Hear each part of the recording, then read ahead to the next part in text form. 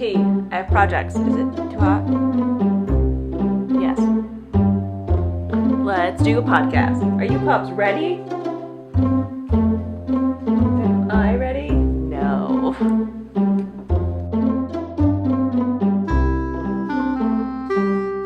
Ready, pup?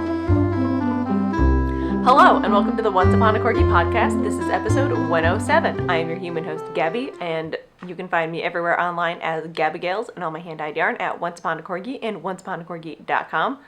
We've got two super sleepy puppies with us today, so if you hear some pitter-patter, that's them.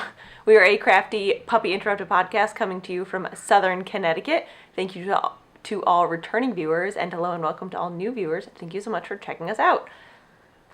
A couple of administrative stuff before we get into the crafting. I do have a trunk show coming up at a Stitch in Time in Bethel, Connecticut from Friday the 20th of September until the 22nd for the Western Connecticut Yarn Crawl. I will be there in person Friday afternoon and all day Saturday. This is the 4th annual pumpkin make-along that I host with my fellow pump queen Joanna of Stitching the High Notes. So anything pumpkin related, spun, knit, crocheted, woven, cross-stitched, themed, inspired, just everything pumpkin-y. We do have chatter, and I will put an FO thread up in the Ravelry groups. Links for those are going to be in the show notes. Sorry, I have like 18 text messages coming in all at once. This is distracting. Okay, sorry. I am super distracted right now. And I think that's it for administrative things, so let's get into the crafting. I'm going to have a sip of tea. Okay, do that after I podcast. Whew, alright. So let's get into some crafting. I have one finished object for you, if I check my notes properly. But first, let's start off with what I'm wearing. This is why you have show notes, Gabby. I'm wearing the Lobelia Cardigan by Megan Fernandez. Could be getting that wrong. It's from Pom Pom Spring 2014. That could also be wrong. Again, this is why you have show notes, so you could check these things. Faxed. It is. By Megan Fernandez. I knit this out of Wool & Vine yarns in her Outlander colorway on her narwhal base, which I do not believe she's dyeing on anymore, but you can still get this colorway. She does still dye this colorway. Now I love it. It is a cropped 3/4 sleeve cardigan with, I just did these like birch bone plasticky buttons for it. I believe I did the smallest size and the recommended needles. I love this. I have not totally worn it yet because I knit it and then it was summertime, so that did not work out. Can I help you? You're just resting your chin on my knees, you weirdo. Is your head so heavy? But I'm excited to get this into fall rotation. I just love this little lace detail. On the bottom I'm wearing my black tulip skirt by Sew Over at London. It's been in 1.5 billion photos and it's now like my second favorite skirt that I wear. I just need 10 of these skirts. That's really it. That's it. Okay, now we can move into finished objects because I have one finished object for you and I am so excited for it. I have finished my night court top. So, start with the inspiration. The inspiration for this top came from a illustration done by Charlie Bowater, who does a ton of like the official fan art for Sarah J. Maas books, because I have a problem and I'm not here to fix it. I'm here to dive even deeper into that problem, and that is her books. So I took the inspiration of this top from one of the illustrations she did of Faire when she first went to the night court. I used this plum striped brocade for the fashion fabric and a plum chiffon. What I did for the pattern was sort of a Frankenstein of a bunch of patterns from the So Many Dresses, So Little Time book. The base layer is the brocade fabric. It is a cropped sweetheart neckline with a separating zipper. I did line it and I did add boning to most of the seams. I think I have 6 bones in here. It is the plastic boning. I recycled them from a corset I made a couple years ago that did not work out, so I have to remake that. And then I did a crew neck raglan pattern for the chiffon layer, but just did not attach them and use this drawstring that is held together with a hook and eye for the neckline.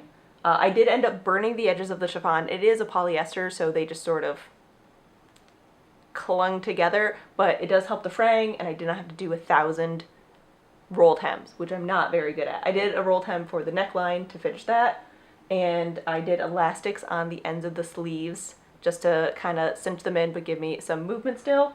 I'll spin this around. So there is the back. It is a separating zipper, and I will show you the inside. Ta-da!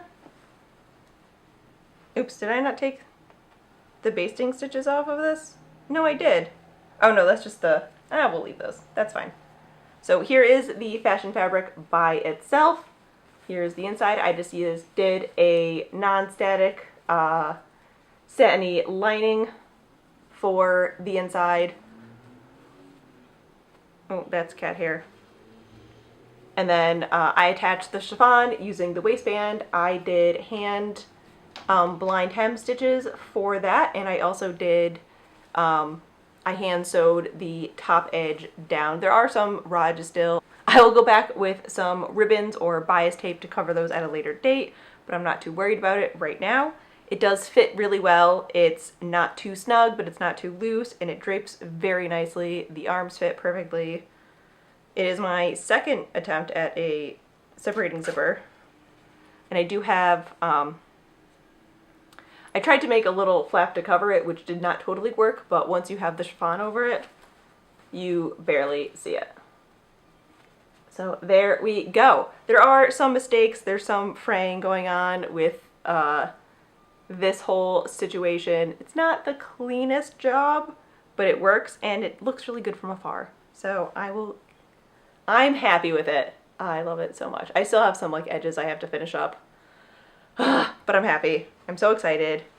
My plan is to wear this on Saturday. We are going to a couple of wineries and then out to dinner. So I'm going to be the fanciest person of them all, and I can't wait. So that's my finished object. I'm gonna put it back on Barnaby so she's not naked. I'm so excited for this. It was a lot of fun to kind of draft the pattern and Frankenstein it together. It was definitely a couple learning curves and hodgepodging all of my sewing knowledge and actually putting it to use, like basting stitches. I don't baste anything. I don't usually pin anything either. Ugh, it was so much fun. I wish, my only downside with, like, we have Ravelry, but we don't have a sewing thing. I am going to try and type up, like, not what I did, but like, not a tutorial style, but just like a blog post summing up the thought process behind creating this. Don't know when, but one day I'll get there.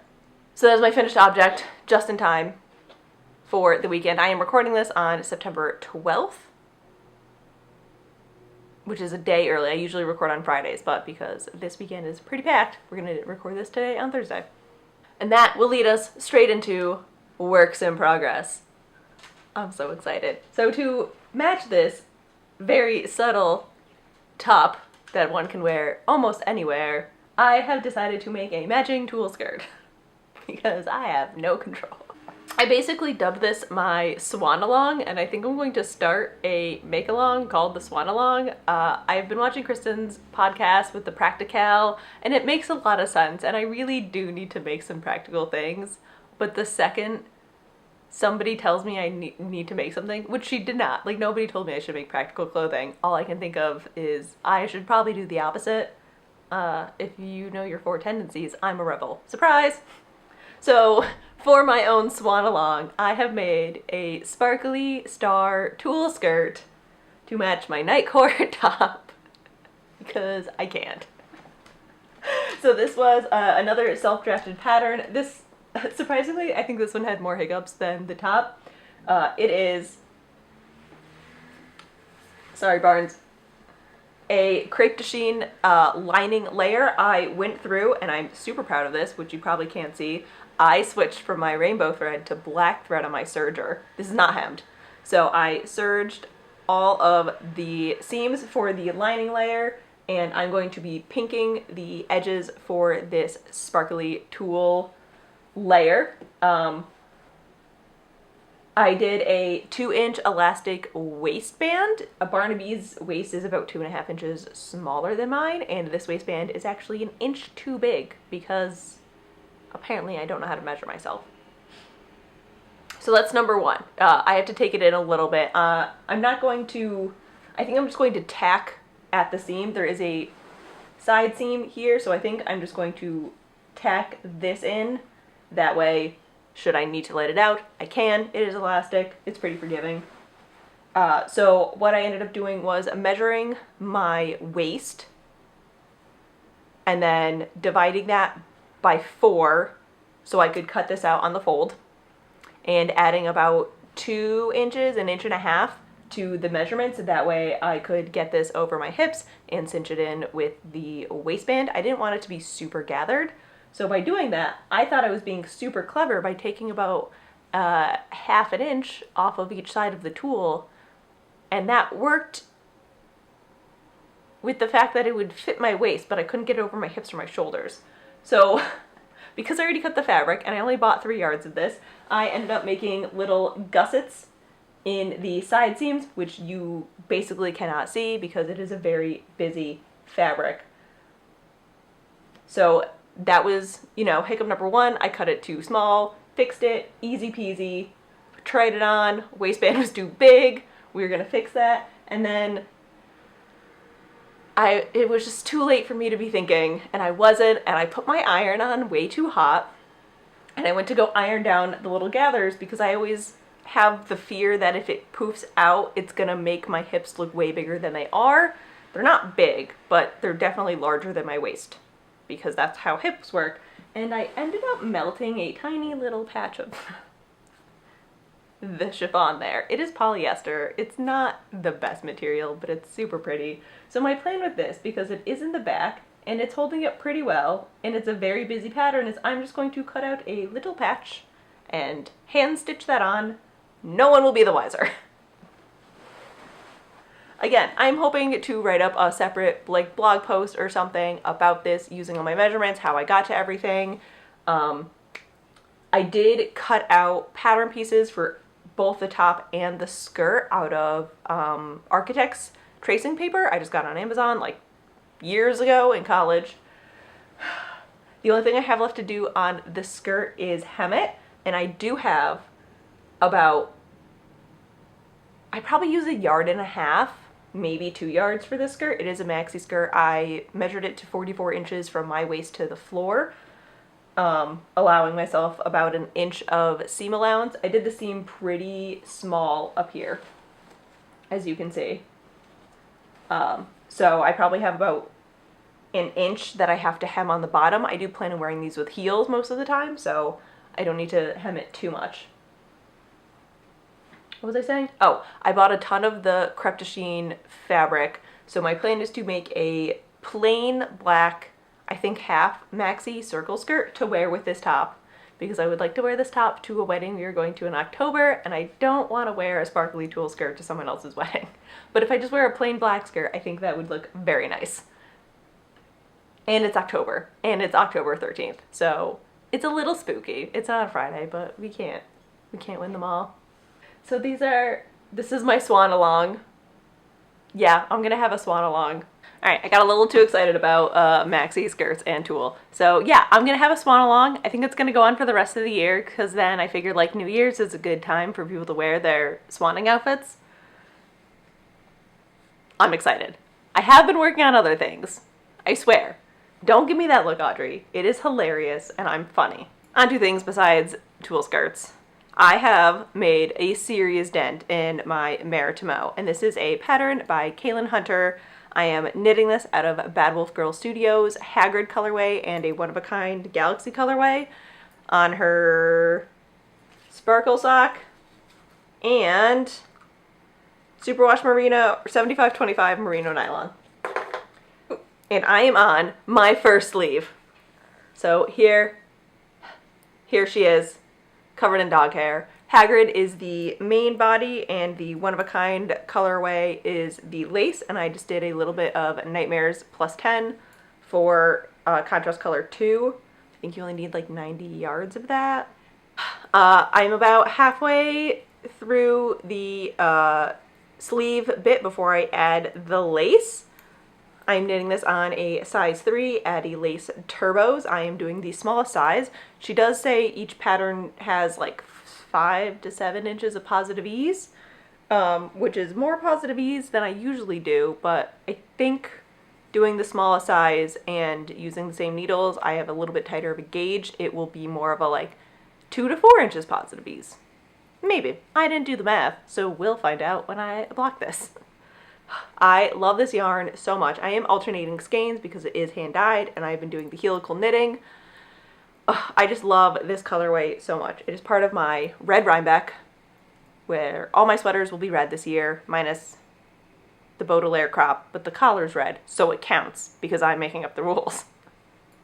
It's been a really enjoyable knit. Her patterns are well written, easy to follow, and really good sitting and watching TV kind of knitting. I even went through and wove in almost all of my ends. Look at that. I'm on top of this. We got this. I'm hoping I can finish this within the next week or so because Pippin Pen is coming out with her new sweater pattern and I need to cast it on immediately. I believe it comes out on Tuesday. I am hoping to get to the lace portion of the sleeve tonight. I have big plans. Maybe do the lace section of the sleeve tomorrow and pick up for the second sleeve before I leave for the bachelorette party tomorrow night. I don't leave till 5. I think that's doable if I do some dyeing today and then finish dyeing on Monday. I have to go to Knit New Haven tomorrow. Yeah, we got this. We can do this. I've been eyeballing the sweater for a while and I'm really glad I finally found colors to do it in. I did not crop it as small as I usually do. The bottom of the sweater pre-blocked comes to the very top of my hip. So my plan is to be able to wear this with jeans, but still pair it with my high-waisted skirts and not look too cylindrical, if you will. In my Matterroot Phases of the Moon bag, which I love so dearly. And this has been most of my knitting. I have put a dent in my pumpkin make-along project, which is the Red Robin sock by Curious Handmade in my Samhain colorway. I am ripping this off the needles. That's what I'm doing. I'm knitting this on 2.25 millimeter Hiya sharps, and I've put in a heel. I just did a fish lips kiss heel because I have it memorized and I was on the road when I did this. There she is. This is our newest fall colorway. I am knitting this on my Isaac base, which is 100% superwash Polworth. It looks so good. I'm dead. I'm dead a little bit. I should move my progress keeper up. This has been my car and Pokemon hunting knitting with Jake. Mostly car. We haven't really been Pokemon hunting. We've just been running back and forth to the craft stores all the time. So good. So not a ton of progress on it. I think I would like them done for Rhinebeck. I'm putting no pressure on myself. You're not even going to see them because I usually wear my big boots to Rhinebeck because mud, and I only get to wear them twice a year. I did a 2x2 twisted rib for the cuff. Again, fish lips kiss heel for the heel, and I will probably do my rounded toe for the toe. Easy peasy. And it is in my little purple Matterroot sock bag, which fits perfectly in my purse / backpack. And that has been my knitting. I've mostly been sewing. It's been a lot of work. And then the Marettimo. I have done some spinning. I don't know if I showed you this. I don't remember. But because I don't have to lug a whole wheel over here, I can show you I've done some spinning. Look at how beautiful this tiny little thing is. It's so cute. I'm dying. So this is my electric eel nano wheel from Dreaming Robots. I did the Kickstarter and pre-ordered it, and it is my pride and joy, and I love him so very much. I have not named him yet. Hasn't really... What just attacked me? Is that a bobby pin? It was! My hair is shooting bobby pins out, and I only have 2 in there. I fear for whoever stands near me at the wedding, because Those are going to be some projectile bobby pins.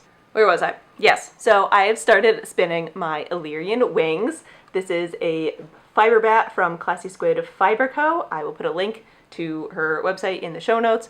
There is about 7 different fibers in here, including Corriedale, Polworth, Angelina, I don't know where. Everything's all in the living room.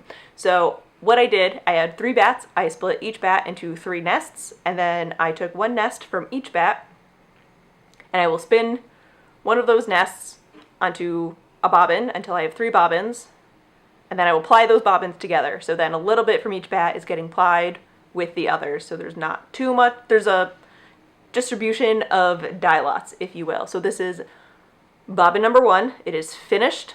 I really just want to fill the bobbin until it explodes with darkness, but I'm going to stick to my plan. I haven't touched this in about 6.5 days, not that I'm counting. It's just been super busy and I haven't really had the time to sit down and knit. I'll get more into it in Beyond Crafting, but I have been reading and spinning, but the book I'm on, I can't really do that right now because my heart can't take it. If it was a perfect world, I would say I would spin on this tomorrow, but maybe I'll just bring it to Knit New Haven. I really want to bring it to the Bachelorette, but I feel like that's a little extreme. I am bringing this to Rhinebeck though. I'm hoping to get all these spun by the end of the year because that leaves me 3 months to knit a cardigan out of it. As of right now, I have 182 days to spin this and knit a cardigan out of it. And I think that's doable. I've definitely knit a cardigan faster. We can do this. Maybe I should just spin today. Do I have to work today? This is working, right? Pup, right? Okay, we'll dye 1 color today, then we'll spin. I really need a better boss than myself. Okay. So that is all of my crafting. That is my sewing, my knitting, my spinning. I'm very excited for this outfit. I love making things for specific events. I think that's where I kind of get a roadblock in my making. If I don't have a set deadline, I don't want to finish my projects. Like, I would love to make pants, but there's no deadline in which I need pants. So I don't think I'm, like, there's nothing pushing me to finish them. I need the deadlines and the pressure. I write my best papers the night before they're due. I mean, at least that's what I think. My teachers probably did not agree. So that is all my making. If you, the rest of this will be shop update stuff and Beyond Crafting. If you are not here for that and you just want to see what I am working on, thank you so much for watching. If you are here for the rest, let us continue on. All right, shop update.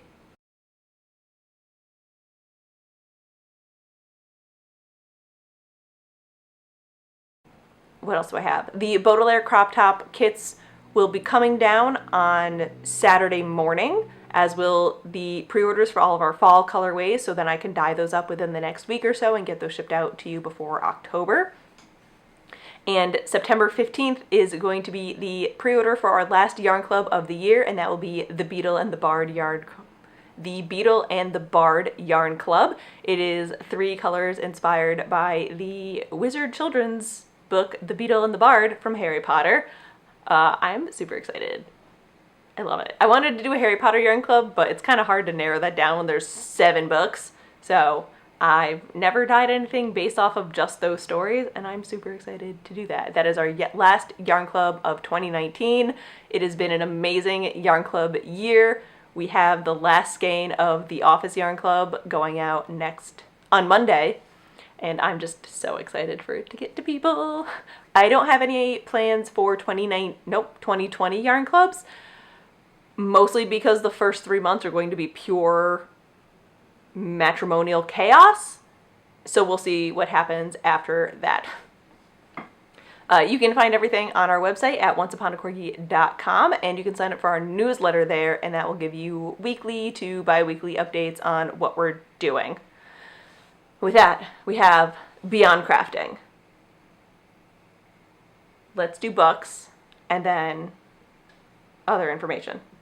All right, Beyond Crafting. This is everything that I'm doing besides crafting and screaming about tulle skirts. I think last I checked in, I finished Honor's Price and Six of Crows. I have started Crooked Kingdom. I'm still only about 2 chapters into it because my library finally gave me Tower of Dawn by Sarah J. Maas, book 6 of the Throne of Glass series. So I read that, and now I'm... Oh, I can't even talk about that right now. I am 13%. How is it only 13%? I feel like I've been reading this for years. I'm 13% into Kingdom of Ash, the last one, and I have so many feelings. It hurts. I don't know if it hurts more that I have to wait between each book or with this series. I didn't do what I did with the Court of Thorns and Roses, where I did reread each book as I read the next one. But I'm here for everything. It's just, I don't usually read when Jake's home because I am one of those people. I'm a reactor to reading sometimes, mostly with these books because Sarah is just such a good plot twister and heart-wrencher. It's just so good. So I'm reading Kingdom of Ash. I've been reading it for 2 nights. It's so good. There's nothing else I can say about that. I really just want to sit down and read this. I want to just sit down and read this.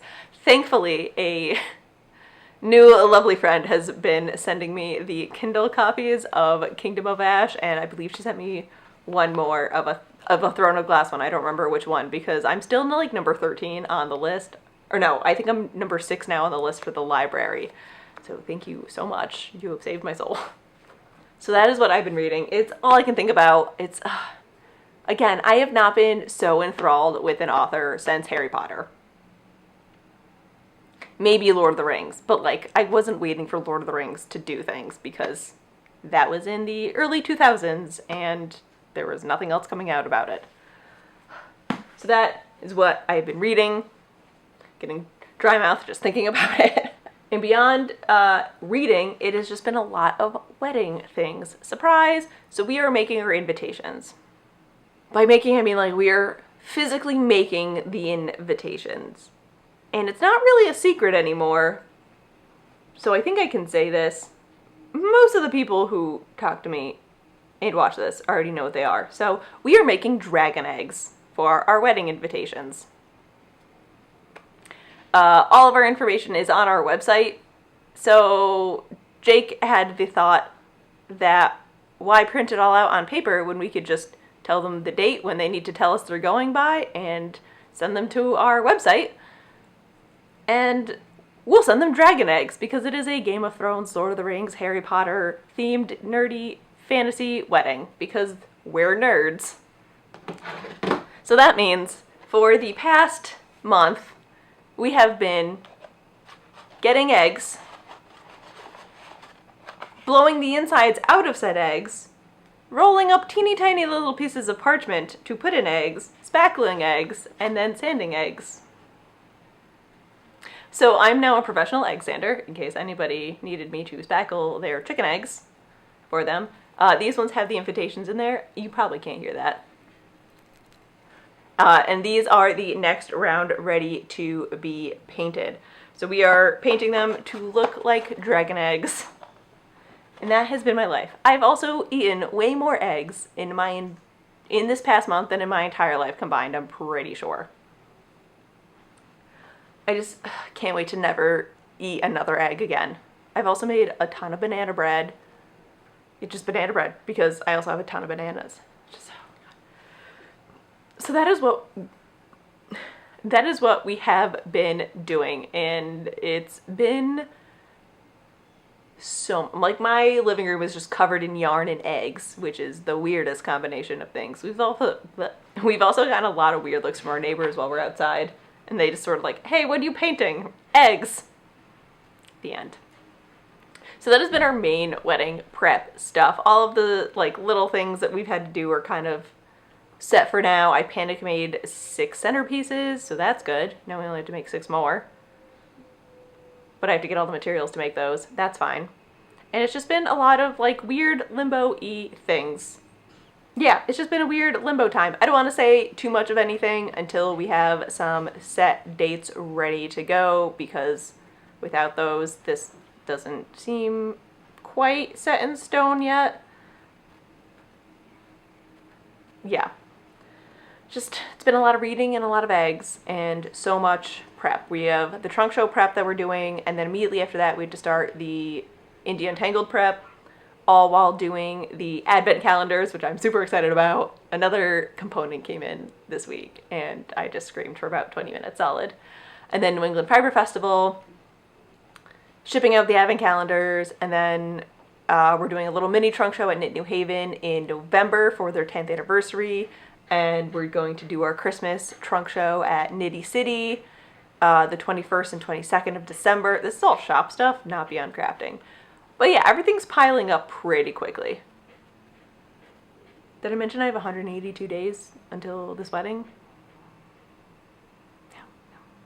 No. Okay, with that, I will let you go so I can go do some work, so I can go spin afterwards.